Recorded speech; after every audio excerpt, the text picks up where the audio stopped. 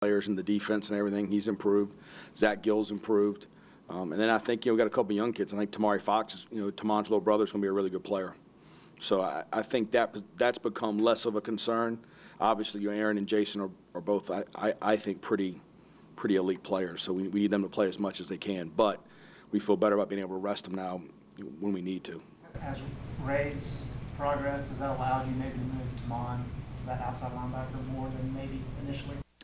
Yeah, I think it just depends on who we're playing. Tamon's going to play a lot of spots. I think Tamon's a really good player.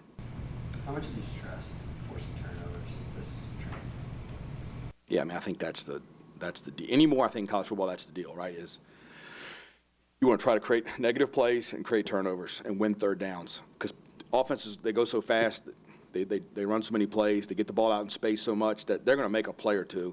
If you can limit explosive plays and then win on third down and cause turnovers and create negative plays to get them off par, that's the key, I think. So we talk about turnovers all the time.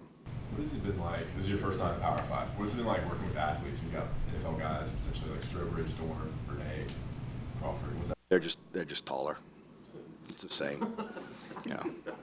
I mean, is there no athletic thing that stands out? I can do more with this guy than I could place like Mark or Elon. Yeah, I get asked that question a lot. I think it's still the same X's and O's. You with me? They're just a little bit bigger. I think the D line's a little bit different because the space they take up is different. Than they can kind of suck up two gaps sometimes a little more. But I think it's the same. I appreciate the question. Well thought. How much of the mindset have you had to work on with the defense? The last few years there's been some rough days out there. Yes, I wasn't here, Bob. You know what I mean? So I don't really care. But yeah, we've talked to them about how they've got to get better. I think they've got some confidence. I think we've stressed some things that are easily attainable. Like playing with effort, communication. Those things don't take any skill. So I think as those things improve, then their skill can take over. So I think when I got here, I told them I didn't watch many games until after really until this summer. I didn't want to cloud my opinion of a kid. I felt like this is their chance to have a second chance, to have a new opinion of them built. And so, I knew who started because I looked at the depth chart and I looked at who had made tackles and all that stuff. I watched, I think, 2 games before we started, but I really kind of wanted to have my own opinion of them after I got done with spring ball. Well, it sounds like in some of the scrimmages, the defense has done quite well. Has that been part of the confidence? Yeah, I think they believe in what we're doing. I think we've got some really, really strong leaders that want to finish on a strong note in that senior class. I think now we got to go do it. Jay, how's this week for you? The last 15 years, you gradually made the necessary steps to get up to the Power 5 level. Now you're here. Is there some excitement there to kind of get to this point? I coached in the Army-Navy game, so yeah, I'm good. Yeah, it's the same. I think I treat it the same way that we're prepared the same way I've always prepared.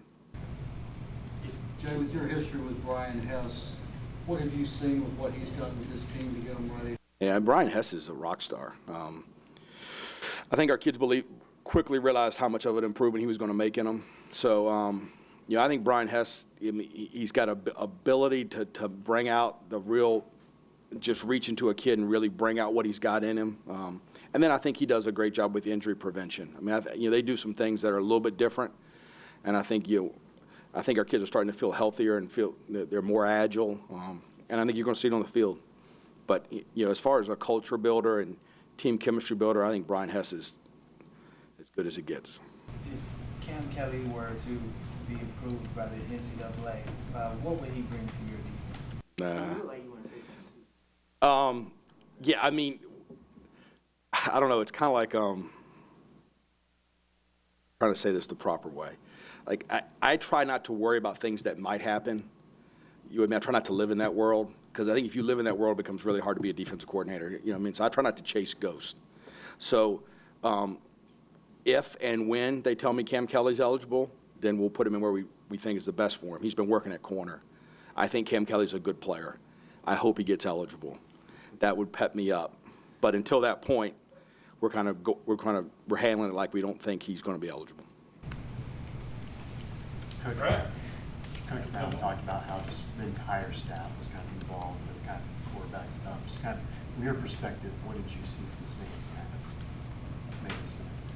At quarterback, I think Sam's just I think he's really talented. I think he's worked extremely hard. I mean, I think all our players have talked about the extra work he's put in. I feel like he's here all the time. I get here pretty early in the morning. I feel like half the time he's here.